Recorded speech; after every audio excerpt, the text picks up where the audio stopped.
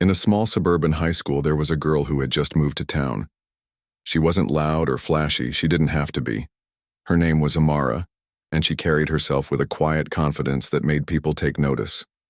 At 16 years old, Amara had already learned how to stand tall, even when life threw her curveballs. Moving to a new place wasn't easy for her. Leaving behind old friends, familiar streets, and the comfort of home wasn't something anyone could do without. Feeling a little lost. But Amara had a way of turning challenges into opportunities. Her dad had gotten a new job in this town, so here they were, starting fresh.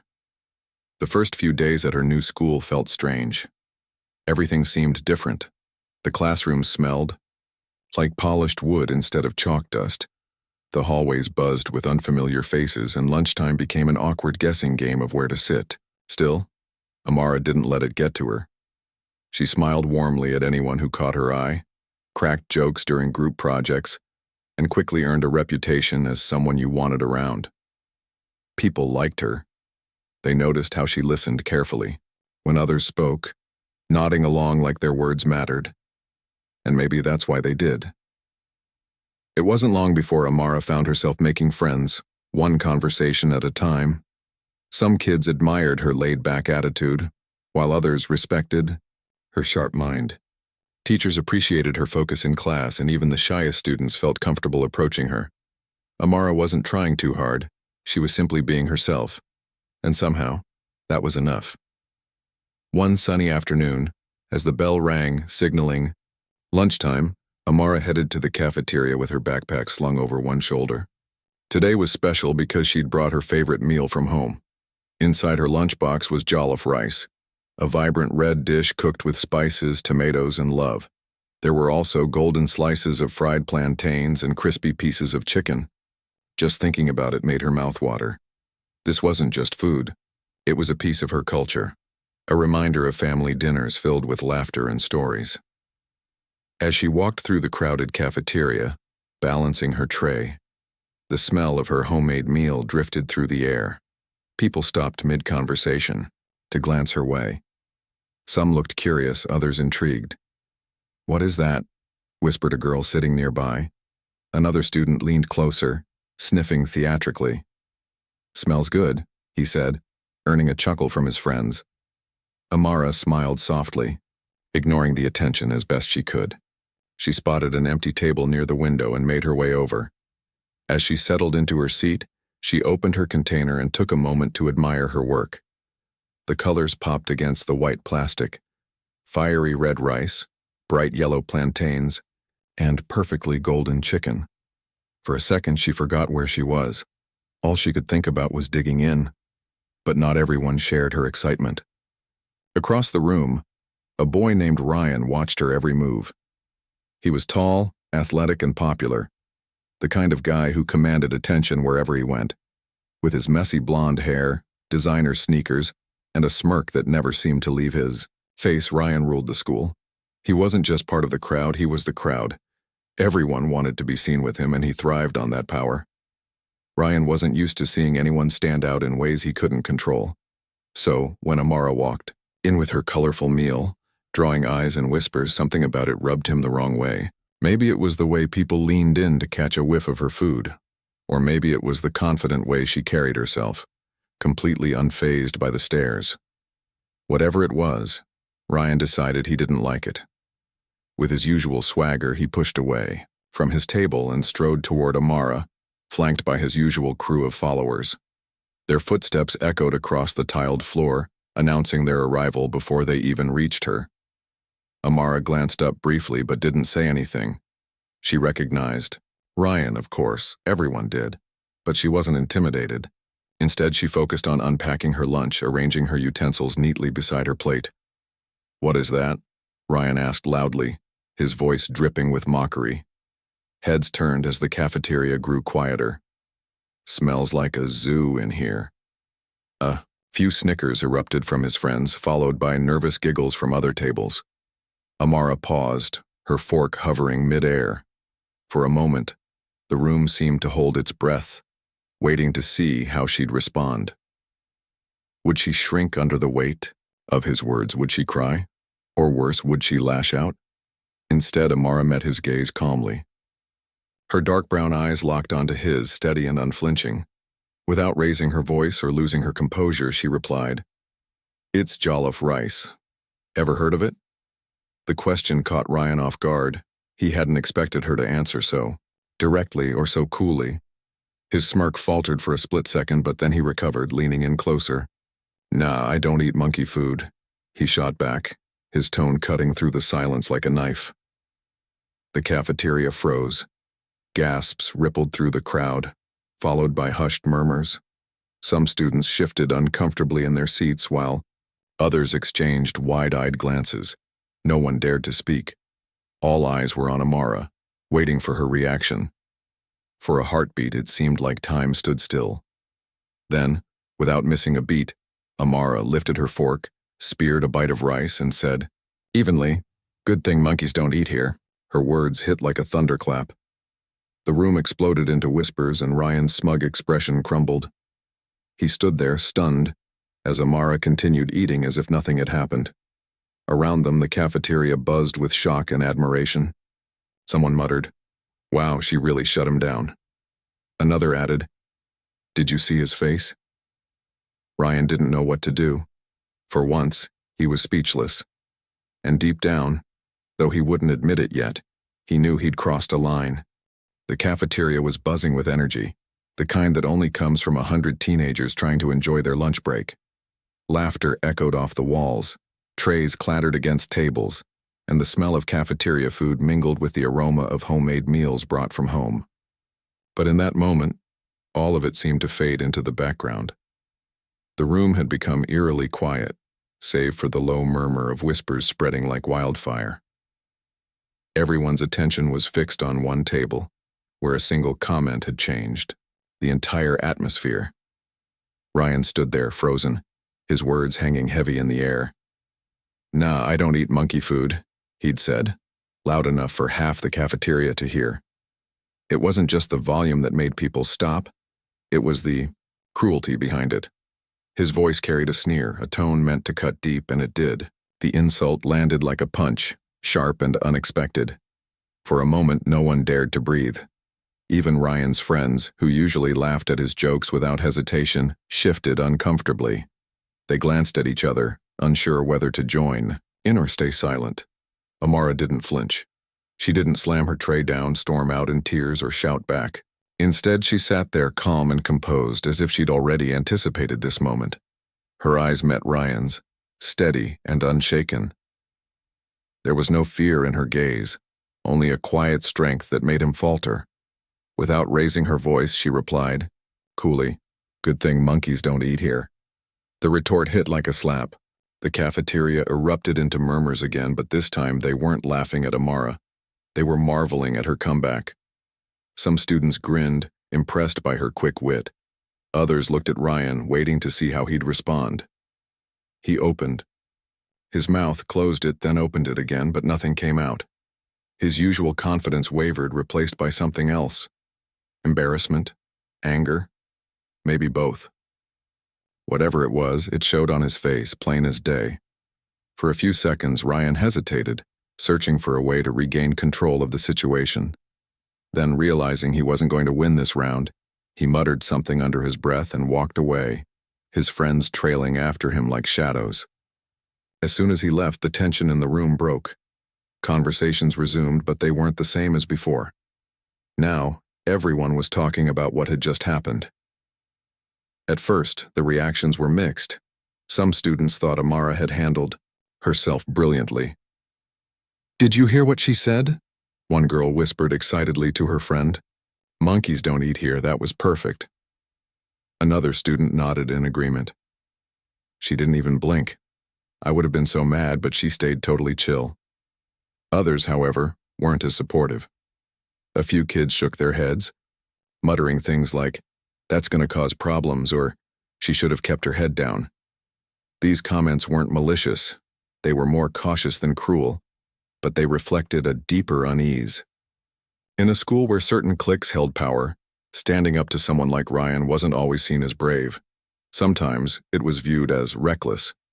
Amara didn't pay much attention to any of it. After Ryan walked away, she simply went back to eating her lunch, savoring each bite of her jollof rice and plantains. If anything, she seemed almost relieved, as if she'd been expecting trouble and was glad to have faced it head on. To her, this wasn't about winning or losing. It was about staying true to herself. She knew who she was, and no insult could take that away. But while Amara moved on, Ryan couldn't let it go. Back at his table, surrounded by his usual group, he tried to act like nothing had happened. He cracked jokes, joked around, and even managed a few laughs, but beneath the surface, he was seething. He replayed the scene over and over in his mind, dissecting every detail. Why hadn't Amara reacted the way he expected? Why hadn't she cried or gotten angry? And why did everyone seem so impressed with her? The more he thought about it, the angrier he got. Not because he cared about what Amara thought of him, he barely knew her, but because he hated feeling powerless. Ryan was used to being in control, to having the final word. People listened when he spoke, laughed when he told jokes, and backed down when he challenged them. That's how it worked. But today, something had shifted. Today, he was the one who looked foolish. And he didn't know how to fix it. As the day wore on, the incident continued to linger in the hallways. By the end of 7th period, nearly everyone knew about the confrontation in the cafeteria. Students filled in the gaps with their own versions of events, adding dramatic flair where necessary. Some claimed Ryan had stormed out in a rage. Others insisted Amara had delivered an epic speech that left him speechless. The truth was somewhere in between, but the story kept growing, taking on a life of its own. Word eventually reached the teachers too. Ms. Patel, the history teacher, noticed her homeroom buzzing with chatter during advisory period. When she asked what was going on, a student hesitantly explained what had happened. Ms. Patel frowned, her expression thoughtful. She decided to use the moment as a teaching opportunity. The next day, she began class with a discussion about microaggressions and the impact of hurtful language. Words matter, she said firmly, pacing in front of the classroom. Even if we don't mean them to, our words can reinforce harmful stereotypes and make people feel excluded. Think about how your actions affect those around you. Her lecture made some students squirm in their seats, including Ryan. He sank lower in his chair, avoiding eye contact, as Ms. Patel talked about accountability and empathy. Part of him wanted to argue, to say that he was just joking and didn't mean anything by it. But another part of him realized she was right. Deep down, he knew his comment had been wrong, even if he hadn't fully understood why at the time. By the end of the week, the buzz around the cafeteria incident had started to die down, but the fallout was far from over. Amara remained unfazed, continuing to go about her days with the same quiet confidence that had drawn attention in the first place. She didn't seek revenge or hold grudges. She simply focused on her studies, her friendships, and enjoying life. To her, the encounter was just another chapter in her journey, a challenge overcome and left behind. Ryan, on the other hand, couldn't shake the feeling that he'd crossed a line. Everywhere he went, he felt like people were watching him, judging him. Teachers gave him knowing looks and classmates whispered behind his back. For the first time in a long time, he felt small. And though he didn't admit it to anyone, not even his closest friends, he knew he needed to make things right. But how? How do you apologize for something so public, so humiliating? That question haunted him, gnawing at the edges of his thoughts, until he finally decided to do something about it. Little did he know this decision would change everything, for both of them. The days following the cafeteria incident felt different for everyone involved. For Amara, life went on much as it always had. She woke up each morning, got ready for school, and headed to class with the same quiet determination that defined her. To anyone watching from the outside, it might have seemed like the whole thing hadn't affected her at all. And in many ways, it hadn't. Not deeply anyway. Sure, she noticed the whispers in the hallways, the curious glances when she passed by, but she didn't let them weigh her down. If anything, she found strength in knowing she'd stood her ground without stooping to someone else's level. Still, there were moments when the weight of what happened crept into her thoughts. Late one evening, while sitting at her desk finishing, Homework. Amara paused and stared out the window. The streetlights cast soft yellow glows onto the pavement below, and the faint hum of cars passing by filled the silence. Her mind wandered back to lunch that day. The smell of her food, Ryan's sneering voice, the way the room had fallen silent. She replayed it not because it hurt, but because she wanted to understand why it had happened in the first place. What made someone say something so cruel? Was it ignorance, fear, or just a need to feel superior?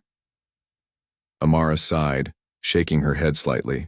She didn't have answers, and maybe she never would. But she reminded herself of one thing. His words weren't about her. They said more about him than they ever could about her. With that thought, she closed her notebook, turned off her desk lamp, and climbed into bed. Tomorrow was another day, and dwelling on the past wouldn't change anything. For Ryan, though, the aftermath played out very differently. At first, he tried to act like nothing was wrong. He showed up to school with his usual swagger, laughing loudly with his friends and cracking jokes in the locker room before practice. On the surface, he seemed fine, untouched even, but inside, he was anything but. Every time he walked through the cafeteria, he felt eyes on him. Every time a teacher mentioned kindness or respect during class, he squirmed in his seat. Even his own reflection in the mirror looked unfamiliar, like a stranger staring back at him. What bothered him most wasn't the stares or the lectures. It was the memory of Amara's face. Her calm, unshaken expression haunted him. How had she stayed so composed? Why hadn't she crumbled under the pressure like everyone else usually did? These questions gnawed at him, keeping him awake at night. Lying in bed, staring at the ceiling, he replayed the scene over and over again, searching for some kind of explanation. One afternoon, after basketball practice, Ryan sat alone in the bleachers, letting the echoes of bouncing balls and squeaky sneakers fade into the background. His coach had talked to him earlier about leadership, saying things like, "You set the tone for the team and people look up to you." Normally, Ryan would have shrugged it off, but today, those words stuck with him. He realized he couldn't keep pretending nothing had happened. Whether he liked it or not, his actions had consequences, and right now they weren't good ones. That realization hit him hard. For the first time, Ryan allowed himself to think about how his comment might have affected others. Sure, Amara had handled it well, but what about the other students who heard it? What message had he sent to them? He remembered seeing a few kids glance away uncomfortably, their faces flushed with embarrassment. Others had laughed nervously, unsure whether to join in or stay quiet. And then there were the teachers, whose disapproving look spoke volumes without saying a word. Ryan groaned, running a hand through his hair. He hated feeling guilty. It wasn't an emotion he was used to dealing with. Most of the time, if he messed up, he brushed it off or blamed someone else. This time, though, he couldn't. Deep down, he knew he'd crossed a line, and no amount of denial was going to change that. Determined to make sense of everything, Ryan started paying closer attention to conversations around him. In the cafeteria, he noticed groups of students discussing the incident, debating whether it was funny or offensive. Some defended him, saying, "It was just a joke. He didn't mean anything by it." Others argued back, pointing out how hurtful such jokes could be. Listening to these debates made Ryan uncomfortable but also curious. He began to see how his words fit into a bigger picture, one he hadn't fully understood before. Home, he decided to do some research. Sitting at his computer late one night, he typed phrases like microaggressions, racial stereotypes, and harmful language into the search bar. As he scrolled through articles and videos, he learned about the impact of casual racism and how seemingly harmless comments could reinforce harmful beliefs. One video in particular caught his attention. A young woman explained how jokes like the one he'd made perpetuated stereotypes that dehumanized entire communities. Hearing her perspective made Ryan's stomach churn. He hadn't thought of it that way before, but now he couldn't unsee it. The more he learned, the more ashamed he felt. It wasn't just about Amara anymore. It was about everyone who might have been hurt by similar remarks, whether intentional or not. Ryan realized he couldn't undo what he'd said, but maybe he could take responsibility for it. Maybe he could try to make things right. Over the next few days, Ryan wrestled with the idea of apologizing. Part of him resisted. It felt too vulnerable, too risky. What if Amara rejected him outright? What if people laughed at him for showing weakness? But another part of him knew it was the right thing to do. If he truly wanted to grow, to become someone better, he had to start somewhere, and that somewhere was owning up to his mistake. Finally, one evening, Ryan made up his mind. He couldn't fix everything overnight, but he could take the first step. He rehearsed what he wanted to say in front of the mirror, stumbling over his words at first, but eventually finding a rhythm. When he climbed into bed that night, he felt a strange mix of nerves and resolve. Tomorrow, he told himself, would be the day he faced what he'd done. Meanwhile, Amara remained unaware of Ryan's inner turmoil. Life carried on as usual for her. Classes, study sessions, family dinners. She didn't spend much time thinking about Ryan or the cafeteria incident anymore. It wasn't worth her energy. But little did she know the ripple effects of that moment were far from over. Change was coming, slowly but surely, and it would touch both of their lives in ways neither of them expected. The school week dragged on, and the tension in the hallways lingered like a storm cloud that refused to pass. Whispers about the cafeteria incident hadn't completely faded, though they were quieter now. Less urgent, more reflective. Students still glanced at Ryan when he walked by, their expressions ranging from curiosity to disapproval. Some of his friends tried to act normal around him, but even they seemed unsure how to behave. It was as if everyone was waiting for something to happen, some kind of resolution that would put an end to the unease. Ryan felt it too, the weight of those unspoken expectations pressing down on him. Every time he entered a classroom or sat down at lunch, he could sense people watching, judging. Teachers weren't letting up either. They continued weaving discussions about respect and inclusivity into their lessons, often glancing pointedly in his direction. Ms. Patel, the history teacher who'd first addressed microaggressions after the incident, made a habit of calling on him during these talks, forcing him to engage. "Let's hear your thoughts, Ryan," she'd say, her tone, calm but firm. "How can we create a space where everyone feels valued?" Each time Ryan fumbled through an answer, his cheeks burning with embarrassment. He hated being put on the spot, especially when he knew he didn't deserve sympathy. Still, he couldn't deny that these conversations were making him think harder about his actions, and not just the ones in the cafeteria. He started noticing patterns in his behavior, little things he'd never questioned before. The way he teased certain classmates, the assumptions he made about people based on how they looked or dressed, even the jokes he told without considering who might be listening. All of it added up to a picture he didn't like seeing. One afternoon, as Ryan left practice, Coach Thompson pulled him aside. "Got a minute?" he asked, motioning toward the empty bleachers. Ryan hesitated, then nodded, and followed. The coach sat down heavily, resting his elbows on his knees. For a moment, neither of them spoke. Finally, Coach Thompson broke the silence. "You've been off lately," he said, his voice low but direct. "Something going on?" Ryan shrugged, avoiding eye contact. "Nah, I'm fine." The coach raised an eyebrow. "Don't give me that. You're distracted and it's showing. What's eating at you?" Ryan sighed, knowing there was no point in lying. "It's stuff from school. Something I said. People are pissed." Coach Thompson leaned back, studying him carefully. "Wanna talk about it?" At first, Ryan resisted. Talking meant admitting fault, and that wasn't easy for someone used to being in control. But something about the coach's steady gaze made him crack. Slowly, haltingly, he explained what had happened in the cafeteria, the comment, the comeback, the fallout. As he spoke, he kept his eyes fixed on the floor, bracing himself for judgment. Instead, the coach listened quietly, nodding occasionally. When Ryan finished, Coach Thompson rubbed his chin thoughtfully.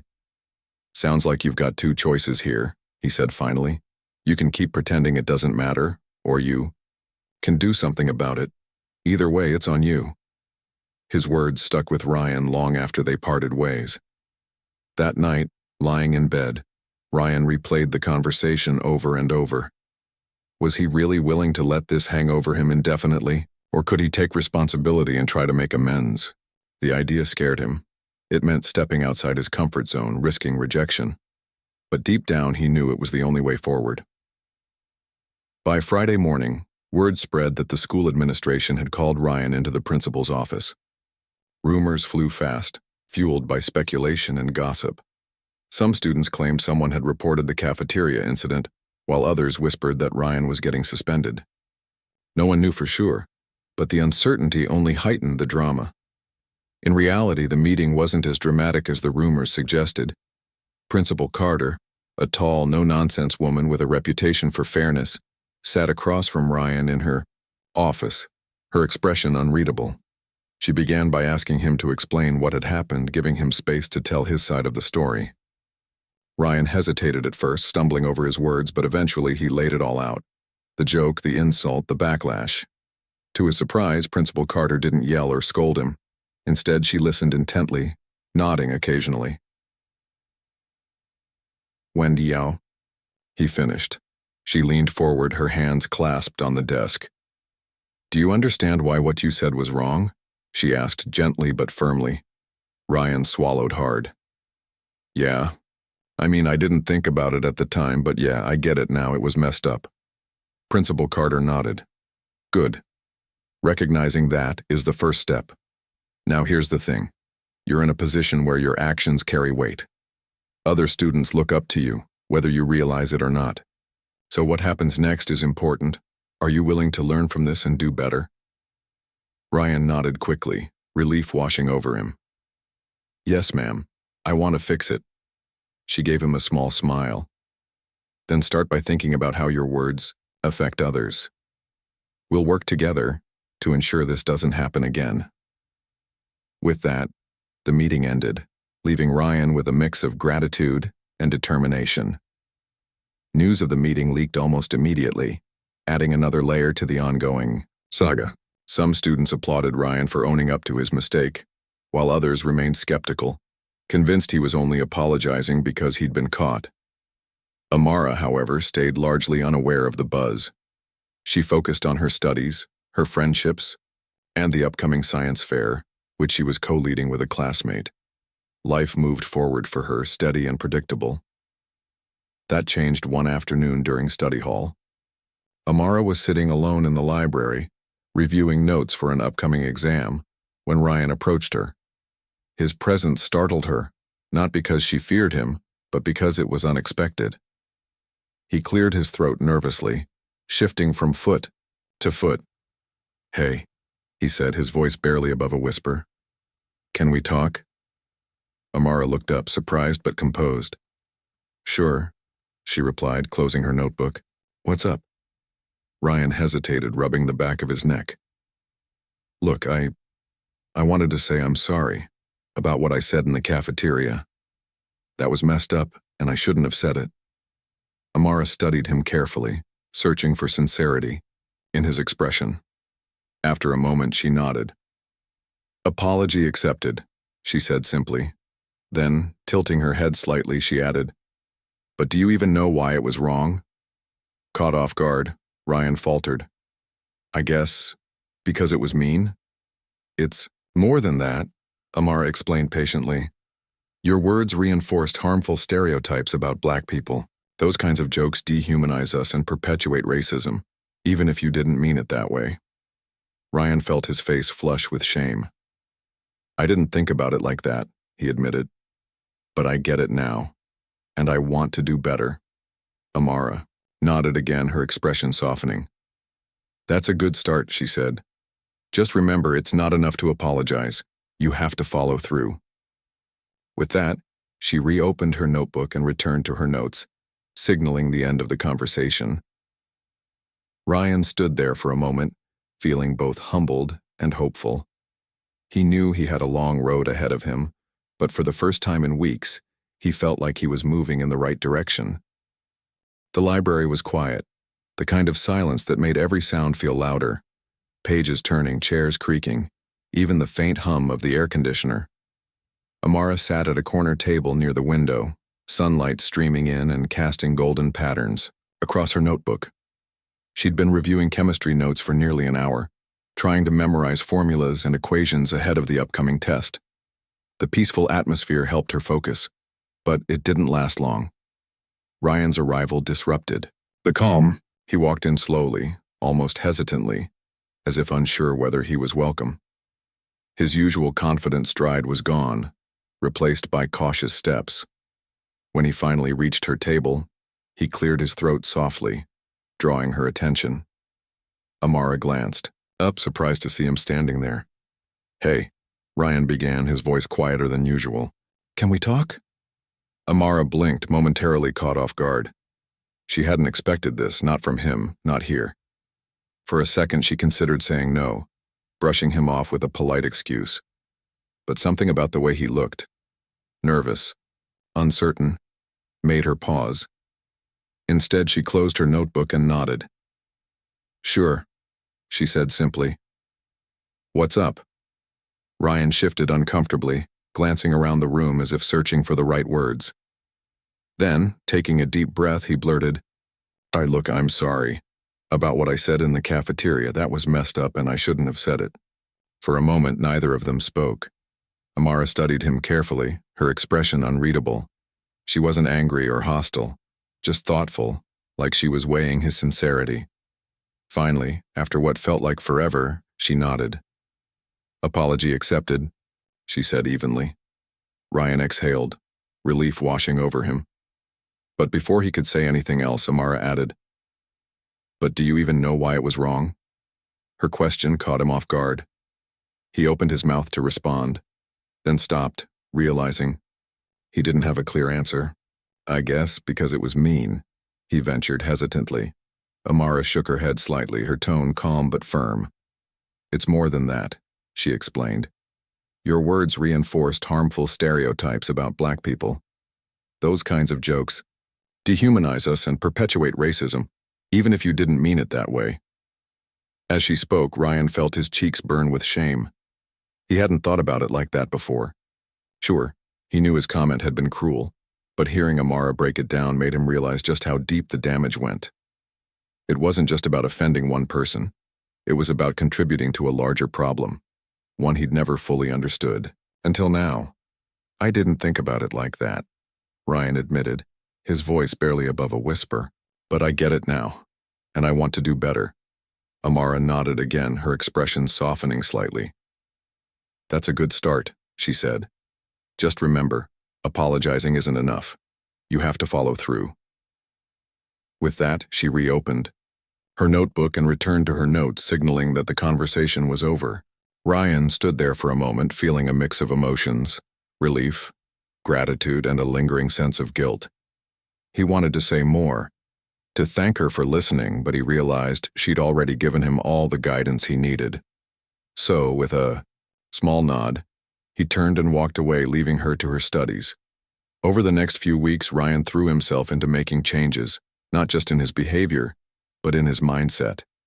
He started attending workshops on diversity and inclusion, signing up for sessions led by guest speakers and community leaders. At first, he felt out of place, surrounded by students who seemed far more knowledgeable about these topics than he was. But instead of shying away, he leaned in, asking questions and taking notes. Slowly, he began to understand the complexities of privilege, systemic racism, and allyship. One workshop in particular left a lasting impression on him. The speaker, a middle-aged woman with a warm smile and a commanding presence, talked about the importance of accountability. "Owning your mistakes is hard," she said, pacing back and forth in front of the room. "But real growth happens when you turn those lessons into action. It's not about being perfect, it's about doing better." Her words resonated deeply with Ryan. He realized that apologizing to Amara had only been the first step. To truly make amends, he needed to use his influence to challenge prejudice rather than contribute to it. With that goal in mind, he started speaking up in situations where he might have stayed silent before. When someone made a racist joke in the locker room, he called them out. When a classmate dismissed concerns about inclusivity, he offered support. These small actions weren't always easy, but they mattered, and others noticed. Teachers and staff saw the shift in Ryan too. Mr. Harris, the school counselor, pulled him aside one day after noticing his participation in discussions about equity. "You've come a long way," he said approvingly. "Keep going." Ryan smiled, feeling a flicker of pride. For so long, he'd relied on his popularity and athletic success to define him. Now he was discovering a new kind of strength, one rooted in empathy and self-awareness. Meanwhile, Amara remained largely unfazed by Ryan's transformation. She appreciated his apology and acknowledged his efforts, but she didn't feel the need to engage further unless absolutely necessary. Her focus stayed on excelling academically and building meaningful connections with friends who celebrated her for who she was. Still, she couldn't deny that Ryan's change had sparked something bigger within the school community. Other students began following his lead, questioning their own biases and behaviors. Conversations about race and culture became more open, less taboo. Even teachers noticed the shift, incorporating more inclusive materials into their lessons and encouraging dialogue among students. While Amara didn't seek recognition for her role in all of this, she found satisfaction in knowing that her quiet resistance had inspired others to stand up against injustice. By spring, the tension that had once filled the hallways had eased significantly. Students laughed and joked without fear of judgment, forming friendships across racial and cultural lines. The cafeteria buzzed with lively chatter, and the smell of diverse foods mingled together harmoniously. No one forgot what had happened earlier in the year, but they also recognized how far they'd come since then. For Ryan, the journey was far from over. He still stumbled sometimes, slipping back into old habits or struggling to find the right words during tough conversations. But each misstep taught him something new, pushing him closer to becoming the person he wanted to be. By graduation, he stood alongside Amara as co-valedictorian, an unlikely pairing that symbolized growth, forgiveness, and the power of accountability.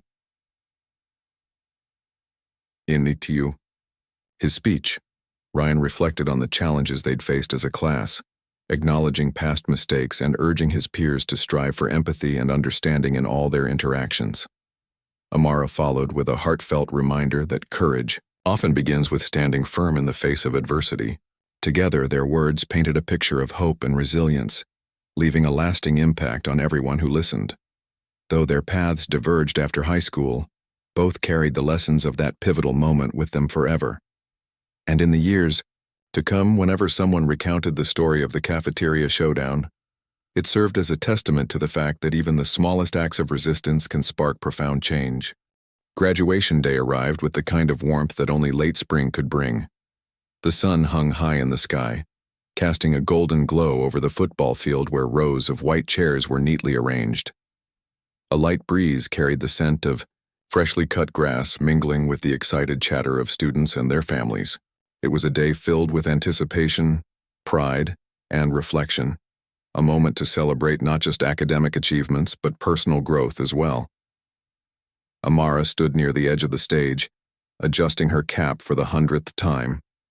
She looked out at the sea of faces, parents snapping photos, grandparents wiping away tears, younger siblings squirming impatiently in their seats. Her own family sat a few rows back, beaming with pride. Her dad gave her a thumbs up while her mom dabbed at her eyes with a tissue. Amara smiled softly, feeling a deep sense of gratitude wash over her. This wasn't just her accomplishment. It was theirs too. Nearby, Ryan paced nervously, rehearsing his speech under his breath. He'd spent weeks writing and rewriting it, determined to get the words just right. It wasn't easy. How do you sum up 4 years of highs and lows, triumphs, and mistakes into a few short minutes? But he knew this was important. This was his chance to leave something meaningful behind, a reminder of how far he'd come, and how much further they all still had to go. When the ceremony began, the energy shifted. The principal took the podium first, welcoming everyone and congratulating the graduating class. Then came the speeches, one by the student council president, another by a beloved teacher. Each speaker offered wisdom and encouragement, urging the students to chase their dreams and make the world a better place. But when Ryan stepped up to the microphone, the crowd fell silent. leaning forward slightly as if bracing themselves for what he might say. Ryan cleared his throat, gripping the sides of the podium tightly. For a moment he hesitated, scanning the audience until his eyes landed on Amara. She stood off to the side, watching him calmly, her expression unreadable. Taking a deep breath, he began. 4 years ago, I walked into this school thinking I had everything figured out, he said, his voice steady despite the nerves bubbling inside him. I thought being popular meant being respected, and that being loud meant being heard. But life has a way of teaching us lessons we don't expect, and sometimes those lessons are painful. He paused, letting the weight of his words sink. And there was a moment during my junior year when I said something cruel, something I can never take back. I used my words to hurt someone because I didn't understand the power they carried. What I didn't realize then but know now is that our actions shape the world around us. They build bridges or burn them down. And mine nearly destroyed something important. Ryan glanced at Amara again, giving her a small nod before continuing. But here's the thing about mistakes. They're opportunities. Opportunities to learn, to grow, and to become better versions of ourselves. That's what happened to me. After that day in the cafeteria, I realized I couldn't keep pretending nothing was wrong. So I started listening. I started learning. And most importantly, I started changing. The crowd erupted into applause, some people cheering loudly while others wiped away tears. Ryan smiled faintly, grateful for the support but humbled by the responsibility he felt. To my classmates, he said, raising his voice slightly, I want to remind you that accountability isn't weakness, it's strength. Standing up for what's right isn't always easy, but it's always worth it. As we step into the next chapter of our lives, let's promise to lead with empathy, to lift each other up, and to create spaces where everyone feels valued.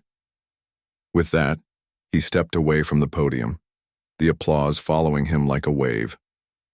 As he returned to his seat, Amara caught his eye and gave him a slight nod of acknowledgement. It wasn't much, but it meant everything. Next, it was Amara's turn. She walked to the podium with quiet confidence, her movements deliberate and graceful. When she spoke, her voice carried a warmth that drew everyone in. Courage, she began, isn't always loud. Sometimes it's the quiet decision to stand firm in who you are, even when the world tries to push you down. She paused, letting the words hang in the air. We've all faced moments of adversity, times when we felt unseen, unheard, or misunderstood. But those moments don't define us. How we respond to them does. Whether it's standing up for yourself, supporting someone else, or simply choosing kindness over cruelty, every action matters. Every choice shapes the future we're building, together. Amara scanned the audience, her gaze soft yet unwavering. As we move forward, let's remember that courage isn't about being fearless.